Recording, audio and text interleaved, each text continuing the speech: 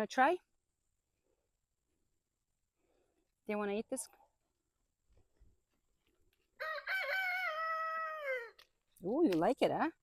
Yo, share. Share, honey, share. She doesn't know how to share. You like it, buddy? Is it delicious? Yeah, enjoy. You, my sweet guy. No fighting. I'll bring you more. No fighting. Hello, friends, and welcome back to our homestead. Today we harvested our leeks. The leeks should be harvested when they're about an inch in diameter, right? So we just pulled them out of the ground. I think we harvested them a little bit too late. This harvesting should have taken place probably a week and a half, maybe 2 weeks ago. But see, what happened was we were not home. We were away gallivanting through Europe. So when we came back, we had very dry last couple of weeks. So some of them started going a little dry at the tops. Do you see the tops are going kind of yellowishy, kind of, yeah, and wilty? So we went in the garden today. We pulled them all out of the ground with the root and everything because we really need this bottom part of the white part of the leek. So what I'm gonna do is I'm just gonna give them a wash because I gotta give them a good wash. They were deep in the soil. So leeks are planted about an inch, maybe even an inch and a half deep, unlike onions. Onions are very shallowly planted, but leeks go much deeper. We planted these leeks from starts. I get my starts from Dixonville. Is it Dixonville? I think it's called Dixonville Farms in Texas. And they come in little bunches, bunch little like starts all put together. And I prepared the soil obviously with compost, fertilized with compost, and we planted them. And my job throughout the whole season only was to water it.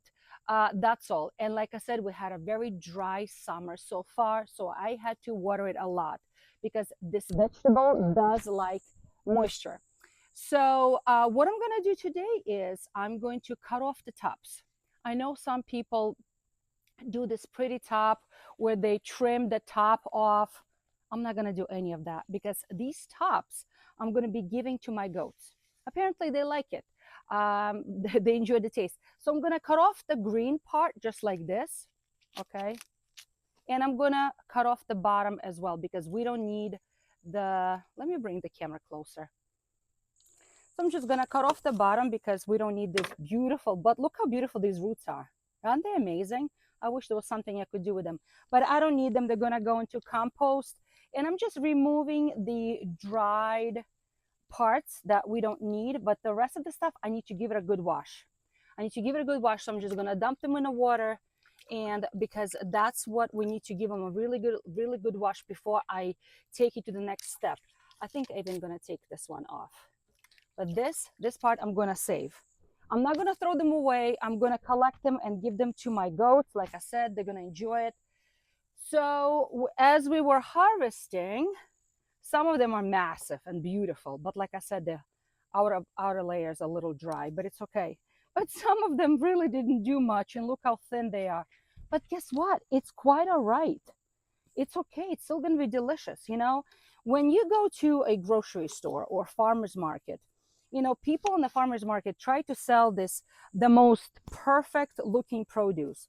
But, for Homestead, for gardeners, we use even misfits. And I think that's what we should do. It's fine. So I'm going to just give them a good wash, remove the outer layer just like this. Pulling them out of the soil was quite easy. It was not difficult at all. They kind of came out nice and easy. But because they are living and growing in the dirt, it's going to be very important that I will even cut on the inside like this and make sure that there is no dirt on the inside. And I'm going to have to make sure that it's all washed on the inside before I preserve them further. There's a little bit of a root left here, so I need to cut them off a little bit more. Yeah, that's perfect. So let them all get a little bath. And I have to work fast because we're expecting rain today. So I may have to move under the umbrella and work under the umbrella. So how far, well, first of all, I have to take these dry pieces off, obviously. Nobody needs them, right? And even this one looks pretty dry. But how far to cut, right? So some people cut it all the way up here, okay? But I'm gonna be honest with you. There's really nothing, you can use these parts. You can chop them up and use them and saute them, but only if they're nice and fresh. If they dry like this one, I don't think I'm gonna use him because he's a little too dry for me. Okay, I'm gonna give him to the goats. So this needs to get a good wash. And then stick with me, and I'm just gonna share how we're gonna preserve them later on. Oh, the sky is turning dark. The sky is definitely turning dark. Bruno, you should come and help Mama. This work will be much faster if you and I work together. Because I have a big barrel here full of leeks to process. You know, I went to visit my hometown where I grew up in Latvia, and I walked by the house where I grew up. We could not go inside because they're, you know, strangers live there now. We don't know them. And it would be kind of weird to knock and say, hey, can you let us in? Can we see our old house? But I did show my kids, because we went together with our kids, I did show them where Mama did all of her canning and a lot of that outdoor work. This Papa built what we called it a summer kitchen. And it was, you know, a place where it was in a shelter. It was in a shelter, and wow, this is a big one. And it was away from the elements, and Mama could do canning and do summer kind of work. Okay, so this one needs more trimming because I see that the outer layer went a little bad. So let me trim them a little bit more. So I'm gonna take, again, I think the perfect harvest time was, okay, this looks better, was a week ago. But like I said, we were away and busy. So which brings me to the next topic. Do you think homesteaders and gardeners can take vacation in the summer? What do you think? Is it possible to take a vacation in the summer? I can tell you that's no good answer, but you can come to your own conclusion, because taking a vacation in the middle of the busy season is very difficult, because we went away, came back, and all the cucumbers were way overgrown, and multiple tomatoes were actually went bad because we were away and could not harvest them in time.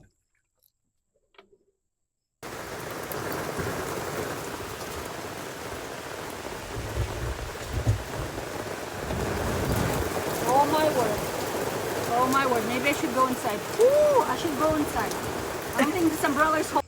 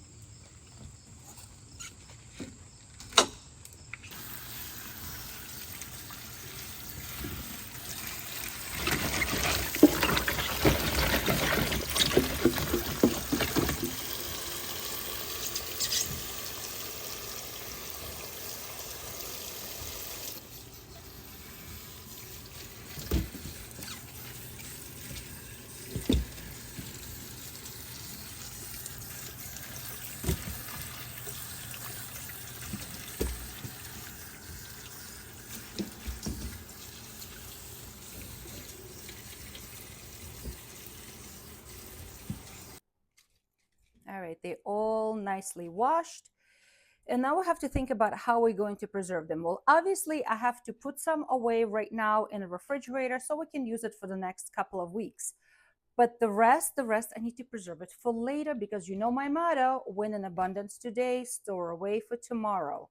So all these little guys, I'm actually going to save up and put them in a fridge for now and use them up now, all these little guys.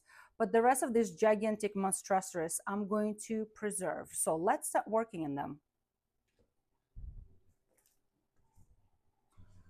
So leeks can be stored in the cold place like refrigeration for a couple of weeks, maybe even up to a month.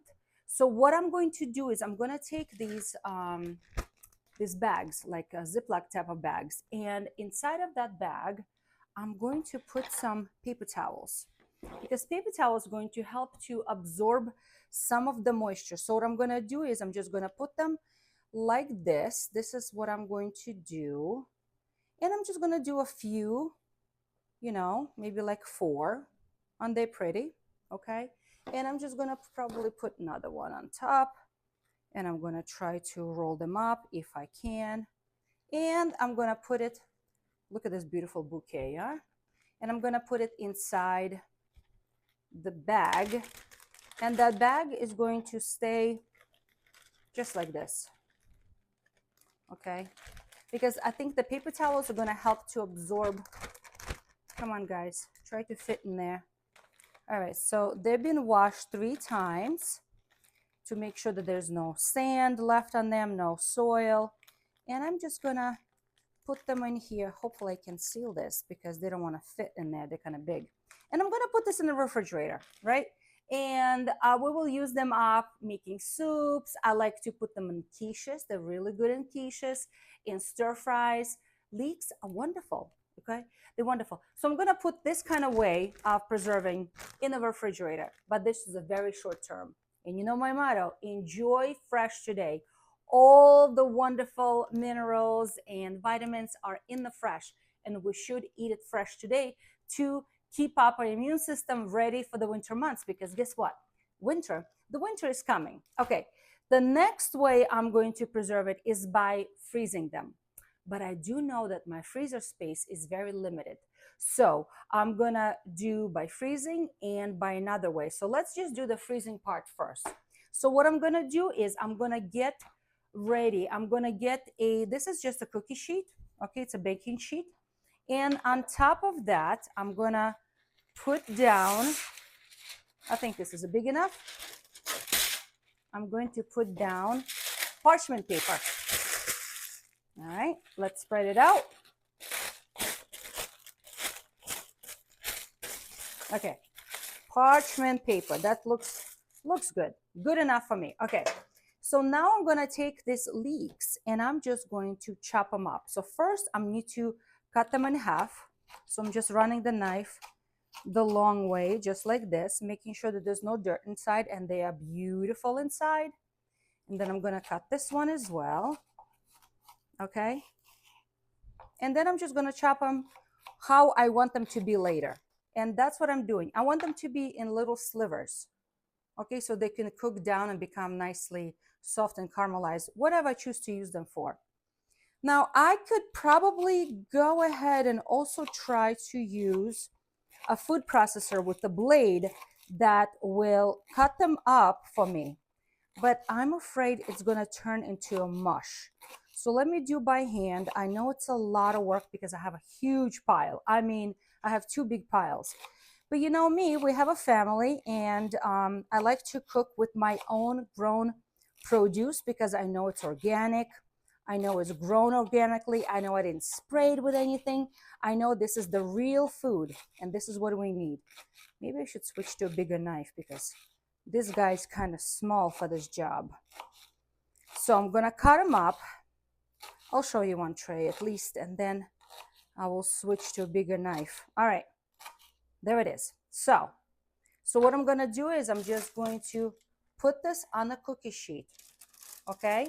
And I'm going to freeze it just like this. So what I mean is it's going to be flash freeze. It's going to be the first step. It's going to take a few hours, probably overnight. I don't know.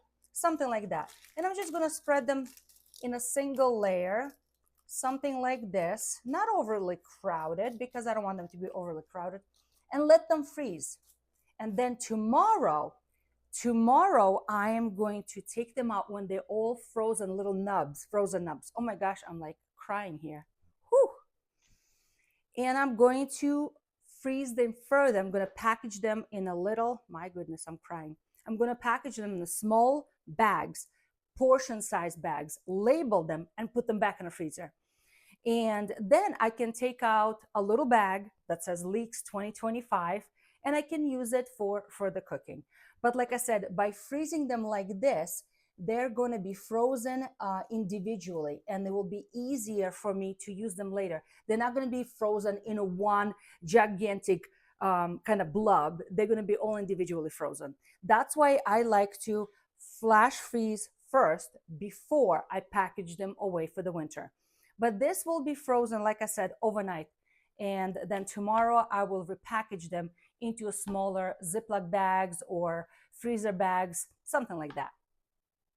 Okay, let's try this with the food processor. I have this attachment that has a blade, so that's what I'm going to be using. Hopefully it will cut a little faster and with a little bit less crying for Mama Lil, because this is not easy right now. So let's try this. Let's see how it works. Yes, much better, much faster. I'm loving it. Okay, so the only thing is I didn't slice it in the half. Let's take a look. Yeah, some of them got shredded. Some of them got shredded. Well, not the perfect way as by hand. Some of them got shredded. But, you know, it's better than nothing. All right, let's put this. Some of them got circles, but others got shredded. Okay, so, and they're obviously much thinner than these. Okay, so I'm just going to put them here. And now this tray is going in the freezer. And the next method of preservation, I'm going to be freeze drying them. We have a freeze dryer by Harvest Right. We have a large size capacity, and they come with these 6 trays like this. And I'm going to be freeze drying them. One little trick I will share with you later that will keep your house not stinking like the onion. Because here's a story. If you put these in a dehydrator or freeze dryer and start working on them, your entire house, I promise you, will smell like the onions. So in order to avoid that, I have a little trick, and we're going to be doing that today. Okay, so I think even though it doesn't make the most prettiest cuts, like my own cuts by hand, I'm going to use this machine just because it's a little faster. It's a little faster, so I'm going to go ahead and use it.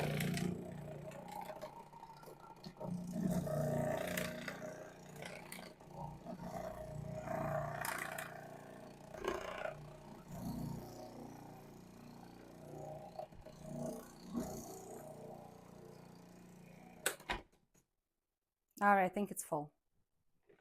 All right, let me open it. Yeah, definitely full. Okay, so I have these freeze dry trays.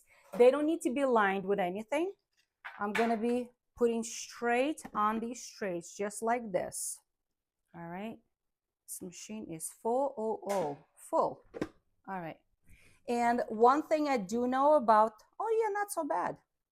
Little circles, couple of shredded pieces I'll put aside, it's okay. So one thing I know about the freeze dry, that it cannot be overly crowded, meaning that it cannot go above these little sides. Okay, it has to be, otherwise it's going to fall out of the machine. So I have to put some in the next tray.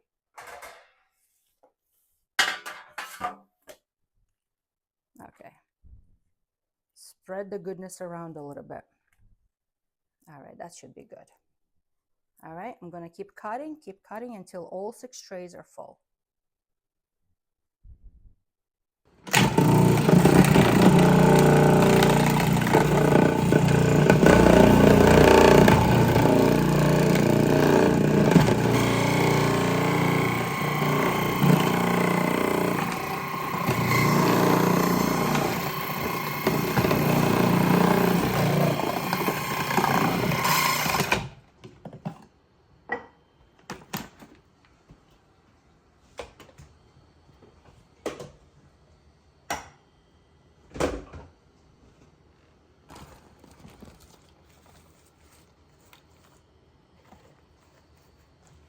All right, it says that it's ready to load up the trays, and then we're gonna close the valve. But as you know, even though these are leeks and they are mild in sulfur levels rather than real onions, it's still really strong. So in order to absorb some of that aroma, and so your entire house does not stink up, this is what we're doing. I bought some very inexpensive bread, and I'm just layering on top of each tray. All right, so let's start loading up these trays in here. Hopefully they'll fit. Yep, they're fitting just fine. They're fitting just fine. Good job. And I'm just gonna, like I said, I'm gonna take all these breads and I'm just gonna put them on top. Spread them out, you know, doesn't have to be perfect, whatever.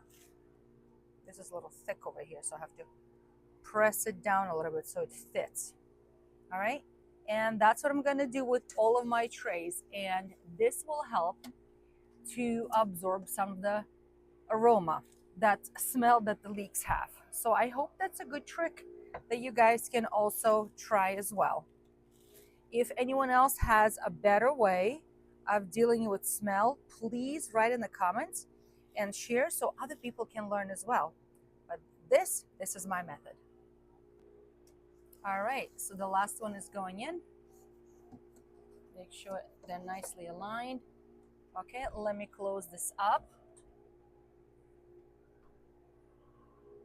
I'm gonna close the drain valve as it says on the instructions. And I'm gonna press continue. Now it is freezing. And I don't know how many hours it's gonna take, truly maybe 20, maybe 24, something like that. But we will check on it tomorrow and we will package it once it's all dry and ready to go.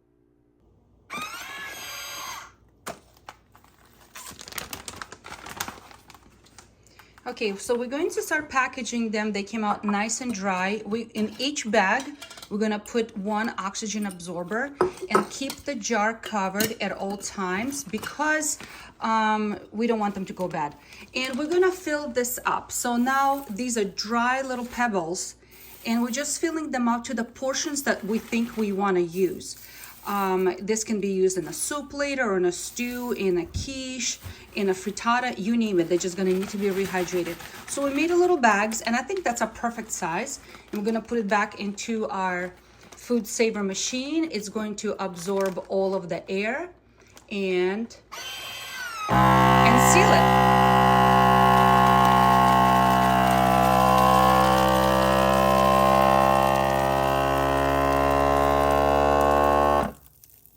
There you go. It's going to seal the bag and we're going to put it in a long-term storage. Now this is going to be good as long as the bag does not break. So we're going to store them in some sort of bins. Yep, that's it. It's sealed. It's ready for storage. Some of them I will store in the jars for quicker use and keep them right here in my kitchen, and others are going to go into a long-term food storage. This food now does not require refrigeration because they're super, super dry. We have to work kind of fast to make sure that these little dried leeks don't decide to reabsorb moisture from the air. So that's why as soon as we took them out of the freeze dryer, we are processing them. And then they're gonna be safe on the shelves of our pantry.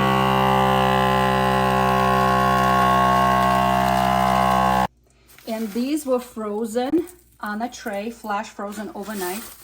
They are all frozen. And I'm going to package them also in a serving size type of bag. And I'm using, I think there should be enough. These are the bags that we use for food saver as well.